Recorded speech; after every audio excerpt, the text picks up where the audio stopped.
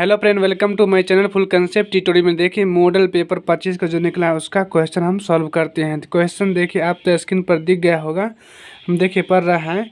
देखिए एक लंबवृत्तीय शंकु के आधार का त्रिज्या और ऊंचाई 5 मीटर और 12 मीटर है। तो आधार का त्रिज्या यहाँ पर कितना हो गया, 5 मीटर हो गया है। ऊंचाई कितना हो गया, 12 मीटर होगी। यहाँ से इतना तो आपको समझ में आ गया होगा। अब देखिए इसमें बोल रहा है कि उस शंकु का आयतन ज्ञात करने के लिए बोल रहा है और कुल पृष्ठीय क्षेत्रफल ज्ञात करने के लिए। शंकु का आयतन ज्ञात करना है, कुल पृष्ठीय क्षेत्रफल ज्ञात करना है। आप लोग ध्यान से देखिए और अंत तक बने रहेगा, आपको ये सवाल बन जाएगा। देखिए वही बच्चा जो सर्च करता है क्वेश्चन, जिसको प्रॉब्लम होता है, आप पढ़ने वाले बच्चा होंगे इसलिए यहाँ पर आए हैं, इसलिए आप ध्यान से लास्ट तक बने, आपको समझ में आ जाएगा। देखिए हम लिखेंगे सबसे पहले शंकु का आयतन निकालेंगे। लिखेंगे यहाँ पर शंकु का आयतन।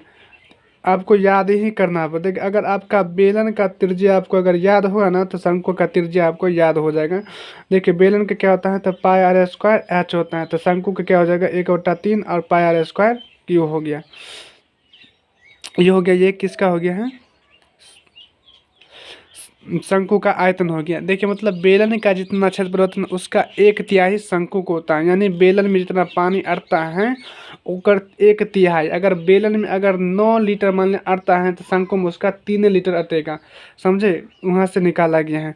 ये बेलन को मोड़ कर बनाया गया है, इसलिए इसमें कम आ रहा है। अब देखिए ध्यान से, तो 1/3 आ गया है। यहाँ पर देखिए पाई का मान कितना होता है, तो 22/7 आता है। आर का मान कितना दिया हुआ है, तो यहाँ पर 5 दिया हुआ है, तो 5 × 5। ऊंचाई यहाँ पर कितना है, तो 12 दिया हुआ है, तो यहाँ पर 12 लिख दिए हैं। इतना तो आ गया समझ में। आप देखिए आगे, देखिए आप काटना है सीधा। अगर इसको यहाँ से काटते हैं तो ये कर देता है 4 × 5 = 20, कट गया। अब देखिए इसको मल्टीप्लाई करेंगे तो कितना हो जाएगा, 5 × 25, 25 × 4 = 100, यानी 22 गुने यहाँ पर हो जाएगा 100 बट्टा हो गया 7।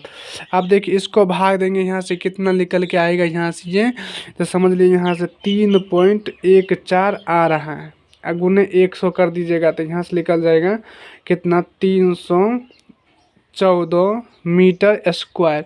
मीटर स्क्वायर नहीं होगा, यहाँ पर क्यू लिखिएगा। कहा है कि क्यू लिखना है क्योंकि आयतन निकालना है तो उसको क्यू में हम लोग नापते हैं, तो क्यू लिख दिए।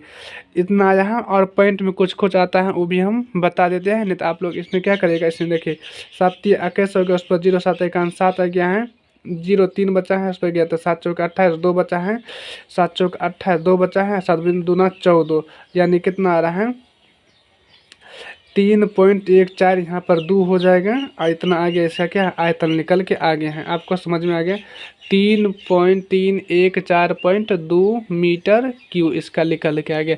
अब निकालना क्या है हमको, और आगे निकालना है इसका कुल पृष्ठीय क्षेत्रफल।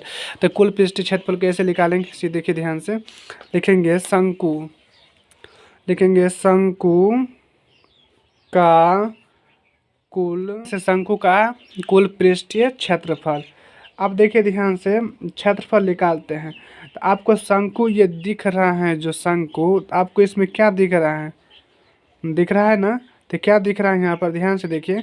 तो आपको ऐसे करके ये जो घुमा हुआ है, यहाँ पर ये जो घुमा हुआ ऐसे करके, उसको क्या बोलते हैं, वक्र पृष्ठ। उसको क्या बोलते हैं, घुमा हुआ का वक्र पृष्ठ। इधर नीचे से क्या जुड़ा हुआ है, तो एक वृत्त जुड़ा हुआ है, तो दोनों का क्षेत्रफल जोड़ देंगे। लिखेंगे यहाँ पर शंकु का वक्र पृष्ठीय क्षेत्रफल प्लस वृत्त का क्षेत्रफल।